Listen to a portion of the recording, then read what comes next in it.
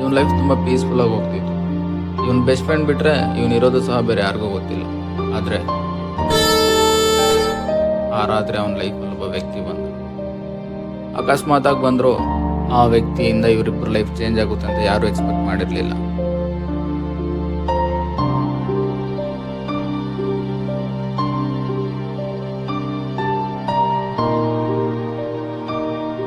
ಆ ವ್ಯಕ್ತಿಗೆ ಇವನಿಗಿರೋ ಪ್ರಾಬ್ಲಮ್ ಬಗ್ಗೆ ಗೊತ್ತಾಯಿತು.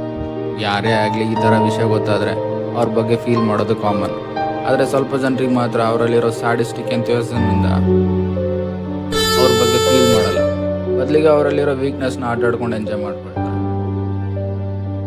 ಇವನಿಗೆ ಇದೇನು ಹೊಸದೇನಲ್ಲ. ಇದೇ ಥರ ಇನ್ಸಿಡೆಂಟ್ ಇದಕ್ಕೆ ಮುಂಚೆ ಹೈದರಾಬಾದಲ್ಲಿ ಒಂದ್ಸರಿ ಆಗಿತ್ತು. ಆವಾಗ ಅವನಿಗಿದ್ದ ಒಂದೇ ಒಂದು ಬೆಸ್ಟ್ ಫ್ರೆಂಡ್ಗೆ ಹೇಳಿ ಅದು ಸ್ವಲ್ಪ ದೊಡ್ಡ ಇಶ್ಯೂ ಆಗಿ ಅವನು ಅಲ್ಲಿಂದ ಬೆಂಗಳೂರಿಗೆ ಬರಬೇಕಾಯಿತು.